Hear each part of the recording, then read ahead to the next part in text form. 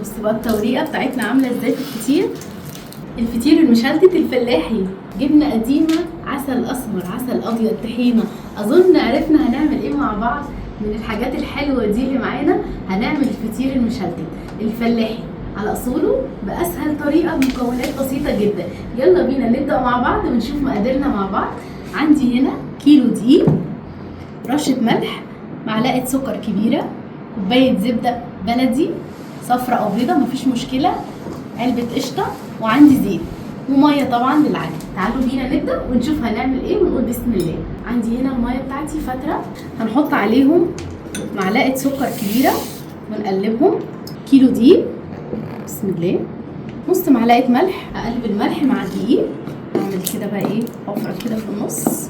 هنزل معايا بالميه بتاعتي، مش هنزل بيها مره واحده، هنزل بالتدريج لحد لما اشوف العجينه بتاعتي لمت معايا خلاص مش هحتاج تاني. نعمل بقى العجينه كده. هو الفطير عباره عن دقيق وسكر وملح بس، مش اكتر ولا اقل. العجينه بتاعتي ما بدخلش فيها اي مكونات تاني خالص. تاخد معايا من 3 كوبايات لكوبين ونص، يعني مش اكتر من كده، حسب طبعا كل نوع دقيق بيختلف معايا غير التاني. نبتدي بقى نلم العجينه كده بايدينا، نحط بقيه الميه بتاعتي، نبتدي نلم كده المكونات كلها في بعض، نعجنها حوالي 10 دقايق كده، ربع ساعه بالكتير قوي.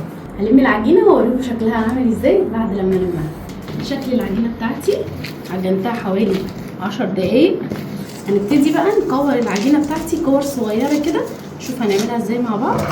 هدي انا عندي رخامه كده بتاعتي، سطح رخامه، انا الكور بالحجم ده. هعمل العجينه كلها نفس الحجم ده وهوريكم شكلها في الاخر عامل ازاي. دلوقتي قطعت كل العجينه معايا اهي، كل الحجم زي بعض، بس في 2 بس حجمهم اكبر، دول هيبقوا الارضيه بتاعتي بتاعت الصينيه. هنشوف هنعمل مع بعض ازاي. هدهن عندي كل العجينه بتاعتي كده بالماده الدهنيه عشان بس ما ينشفش معايا، وهغطيها واسيبها ترتاح حوالي ربع ساعه بس مش اكتر، وبعدين نبتدي نشتغل فيها. نبتدي الفها بستريتش راب كده بالشكل ده، نسيبها حوالي ربع ساعه وبعدين نبتدي نشتغل فيها. بعد ما عدى ربع ساعه هنبتدي بقى نفرد العجين بتاعنا. تعالوا نشوف مع بعض هنشتغل ازاي.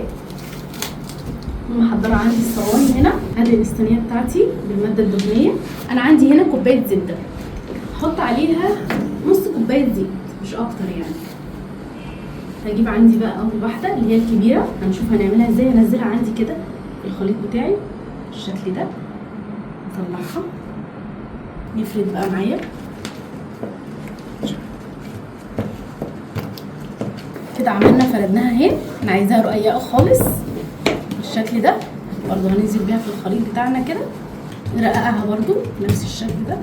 انا عايزاهم اصغر منها عشان هنشوف هنعملها ازاي دلوقتي مع بعض. يعني هنحاول نرقق فيها على قد ما نقدر. ناخدها نفردها عليها كده من فوق، احطها برضو في الخليط بتاعي وافرد.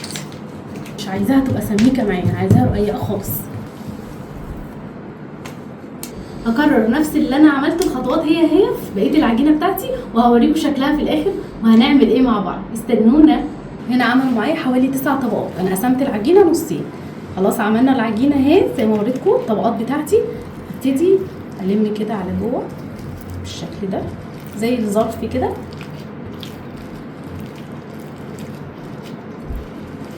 واقلبها.